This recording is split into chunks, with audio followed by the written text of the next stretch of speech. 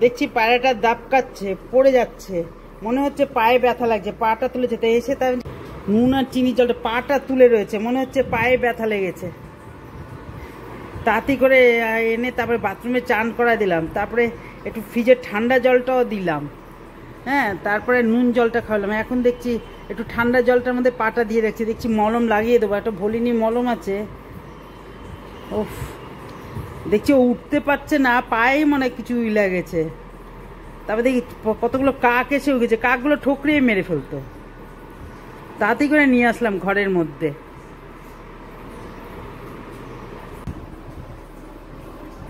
এখন উঠিস না, থাক এখানটা ঘুমিয়ে থাক, একটু ফ্যানের তলায় থাক, ফ্রিজের ঠান্ডা জল। উফ, ছাদে গেলাম, থাক এখানে ঘুমিয়ে থাক।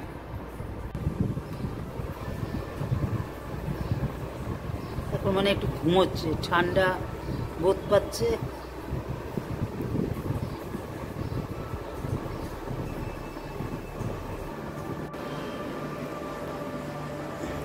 এখন মনে একটুখানি ভালোই হচ্ছে, ওই জন্য গামলা থেকে নিজেই নেমে পড়েছে।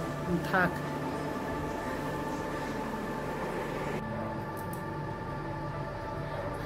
এই যে এখন সুস্থ, পায়ে লাগছে চোট, কোন পা বোঝাই যায় না, মানে এইটাই লাগছে। সে মেরেই ফেলতো, আমি না থাকলে সে কাকে মেরে ফেলতো। দাঁড়া দাঁড়া, এই যে এই পাটা, এইটা হাত দেওয়া যাচ্ছে না, এই যে দাঁড়া দাঁড়া, এটা হাত দেওয়া যাচ্ছে না, তার মানে এইটা। দাঁড়া দাঁড়া, এটা হাত দেওয়া যাচ্ছে না, তার মানে এইটা। দাঁড়া দাঁড়া, এইটা। আহা রে, এটা ভালোই লাগছে।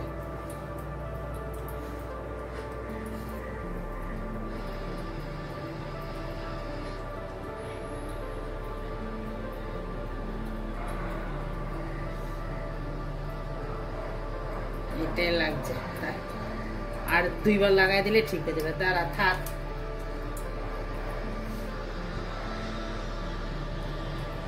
এখন সুস্থ, বেঁচে গেছে আজকে। এখন যাস না, এখন গেলেই মেরে ফেলবে আবার কাকে। এখানে থাক, আজকে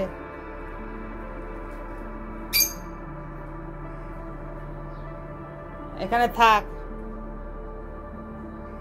এখানে থাক, আজকে যাস না, আবার মেরে ফেলবে। একটু সুস্থ হয়েছে, নাহলে আজকে মেরে ফেলতো, একদম মেরে ফেলতো।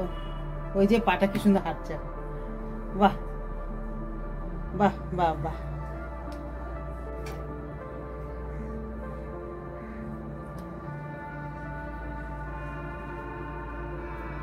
আর খাবার খা, খাবার খেয়ে খা, অন্য সময় তো গম খাস, খা।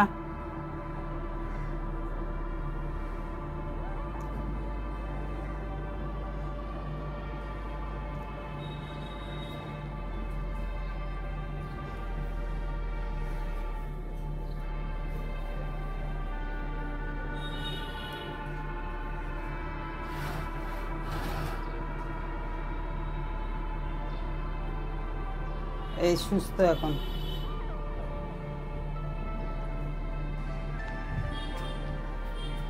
ওই যে পাটা তুই পাততে পারছে না ঠিক মতন, এই যে ডান, এই যে বা পাটা উঁচু করে রেখে দিয়েছে।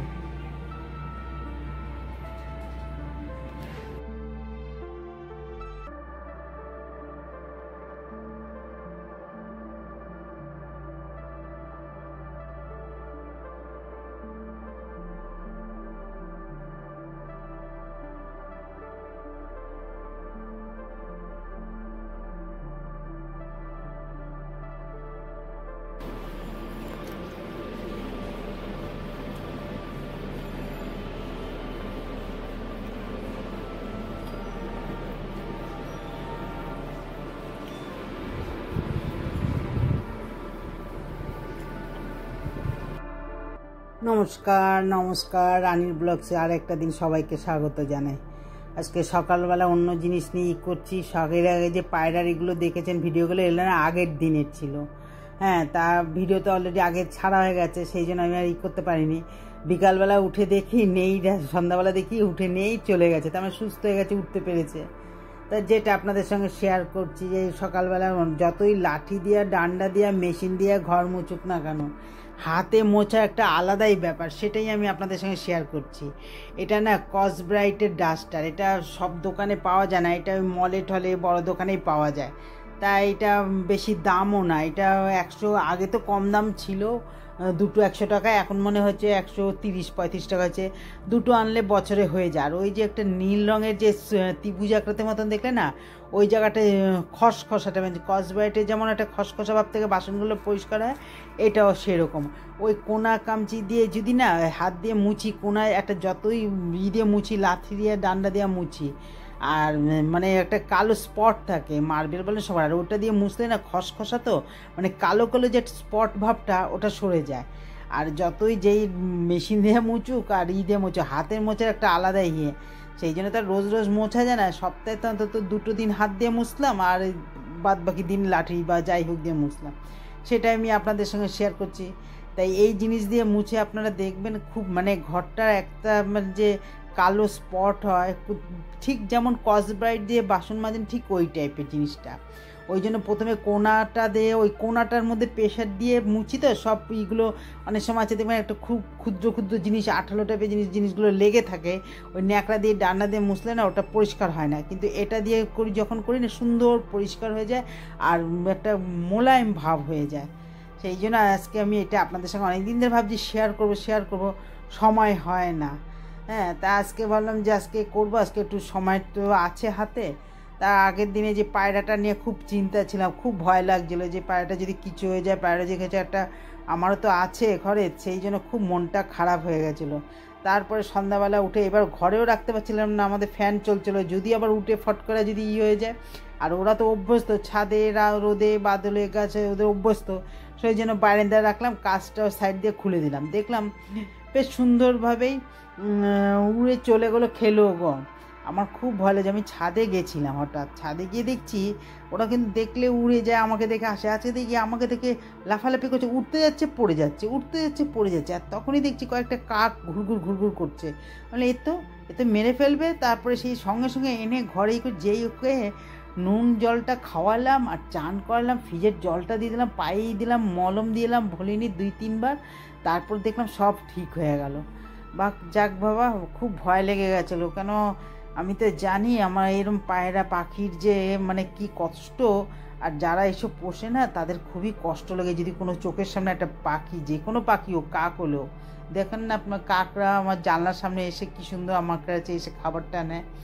অন্য সব কাক আসলে মুখ দিয়ে বাড়িয়ে মুখ ঢুকিয়ে নেবে, ওরা কিন্তু তা না। আর আমার এদের প্রতি না, পাখিদের প্রতি এত একটা মায়া দেওয়া পড়ে গেছে না, কোনো পাখিটে কোনো কিছু দেখলে না আমি একদম করতে পারি না। যাই হোক, সেটা আগের দিন ছিল, আর সকালবেলা এটা তো আপনাদের সঙ্গে শেয়ার করলাম। হ্যাঁ, আর সবচেয়ে মানে কি, এগুলো দিয়ে মুছতে মানে এত ভালো লাগে না, আর সরিয়ে মুছি, আর রোজ ওই ডান্ডা দিয়ে মুছি ঠিকই, ডান্ডা দিয়ে এই লাঠি কোনা কামচিগুলো মোছা যায় না, দেখবেন ডাইনিংয়ের ফ্রিজের পেছন মোছা যায় না।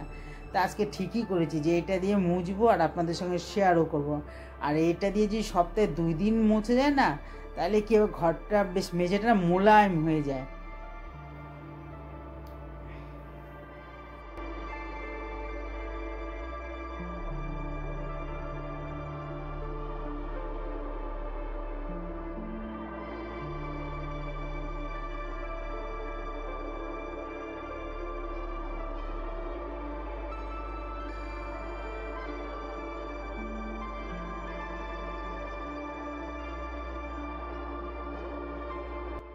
খাটের তলায় এইরকম 2 দিন পর পর মুছেছি, তখন সময়ের অভাবে আপনাদের সঙ্গে শেয়ার করতে পারি না। খাটের তলায় এই যে হারমোনিয়ামটা রোদে দিয়ে এসেছি, দিয়ে এনেছি, এখন খাটের তলায় এটাকে, আর এগুলো নাড়াচাড়া না করলে খাটের তলায় না ঢুকে মাকড়সা আরশোলা জাল বাঁধবে, সেই জন্য অন্তত সপ্তাহে 2 দিন অন্তত খাটের তলায় ঢুকে, এখন তো বয়সের ব্যাপার আছে, সবসময় তো হাঁটু গেড়ে মোছা যায় না, একটা হাঁটুরও তো একটা এসে যাবে, প্রবলেম এসে যাবে। হ্যাঁ, ওই জন্য লাঠি দিয়ে মুছি, আর এইটা সপ্তাহে 2 দিন এরমভাবে যদি মুছি খাটের তলায়, তাহলে নাড়াচাড়া ঝুলটা পড়ে না, আর পোকা মাকড় এসব কোনো কিছু হয় না। আর সেটাও, আর আজকে হারমোনিয়ামটা রোদে দিয়ে এসেছি গতকালকে, দিয়ে মানে জানি যেটাকে একটু খাটের তলায় ঢুকে মুছবো বলে, এই জন্য ভেতরে ঢুকায়নি। আজকে এটাকে ঢুকিয়ে একদম কাপড় দিয়ে ঢেকে ন্যাপথলিন দিয়ে এগুলো সব আমার ডিউটি, এগুলো হ্যাঁ সেই দিয়ে এটা পুরো একদম পরিষ্কার পরিচ্ছন্ন করে মুছে টুছে নিয়ে এসে ঢেকে রেখে দিচ্ছে। এটা আবার খাটের তলায় ঢুকাবো, আগে মুছে নিই, মুছে তারপরে এই যে চেয়ার টুলগুলো সব সরিয়ে সরিয়ে মুছি। ভেতরেও আরও গামলা আছে, যার জন্য আমার খাটের তলাটা একটু পরিষ্কার ভাব আছে। খাটের তলাতে আপনারা দেখতে পাচ্ছেন কিনা ওই জন্য হাতটা দেখালাম আপনাদেরকে। অনেক সময় নিচু তো হয়তো আমি দেখতে পাচ্ছি না, হয়তো আপনারা দেখতে পাচ্ছেন কিনা, সেই জন্য এত খাটের তলায় নিচু ঢুকে গেছি, যে জন্য আপনাদেরকে দেখালাম হাতটা। আমি একটু কষ্ট হয় ঠিকই, একেবারে একটানা তো খাটের হাঁটু গেড়ে বসছি তো, যার জন্য মাথাটা তুলতে পারছি না, পিঠটাও লেগে যাচ্ছে, একটু কষ্ট হচ্ছে ঠিকই। কষ্ট হলেও মনটা মানে একটু হলে যে না ঠিক আছে, পরিষ্কার পরিচ্ছন্ন একটু থাকলে ভালো লাগে। আর পাখিগুলো থাকে তো রাত্রেবেলায়, ওদের তো দুপুরবেলায় ঢুকে দিই, রাত্রেবেলা যদি কোনো একটা টিকটিকি আরশোলা কোনো না লাফালাফি করতে থাকে, ডানা ফানা ছটকে যদি কিছু হয়ে যায়, ওই জন্য এই যে একবার হারমোনিয়ামটাকে ঢেকে দিই, ঢেকে ন্যাপথলিন দিয়েছি 2-3টে, একটা পিঁড়ির উপরে বসিয়ে রেখে দিলাম নিশ্চিন্ত।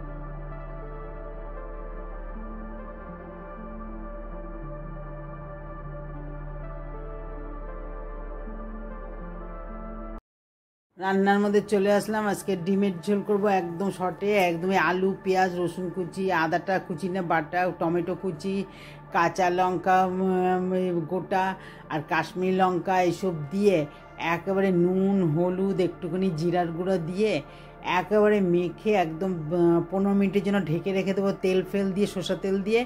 তারপরে আবার একটুখানি গ্যাসটাকে জ্বালিয়ে একটুখানি নাড়াচাড়া করে তারপরে উষ্ণ গরম জল দিয়ে দেবো।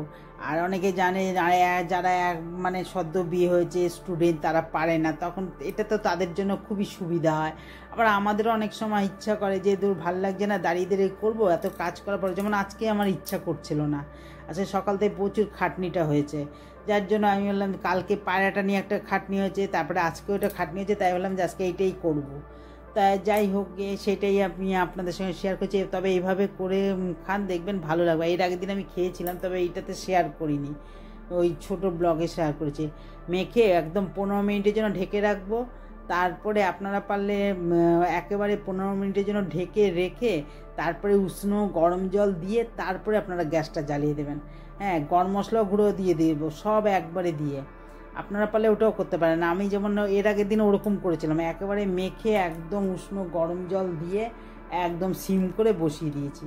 আর এত সুন্দর একটা গন্ধ না, মানে যে মুরগির মাংসের যেমন একটা পাতলা ঝোল করলে যেরকম গন্ধ হয় সেরকম হয়, মানে দুর্দান্ত গন্ধ। মানে আমি তখন ভাবছি হয়তো ঢাকনাটা খুলে দেখছি ডিম, কিন্তু বাইরের থেকে কেউ যদি ঢোকে না ভাবে মুরগির মাংসের গন্ধ, আহা এরকম মনে হয়। তা আজকে আবার একটু করবো, একটুখানি মানে 15 মিনিটের জন্য ঢেকে রাখলাম, তারপরে একটুখানি গ্যাসটা জ্বালিয়ে একটু নাড়াচাড়া দিয়ে তারপরে উষ্ণ গরম জল দিয়ে দেবো। আর আজকে আমাদের দুপুরের এই মেনু। এবার এই যে একটুখানি গ্যাসটা জ্বালিয়ে নাড়াচাড়া করে দিয়ে তারপরে গরম জলটা দিয়ে দেবো। আপনারা এর আগের দিন করেছিলাম একবারেই একদম মেখে উষ্ণ গরম জল দিয়ে বসিয়ে দিয়েছিলাম, এত সুন্দর গন্ধ না, সত্যি কথা।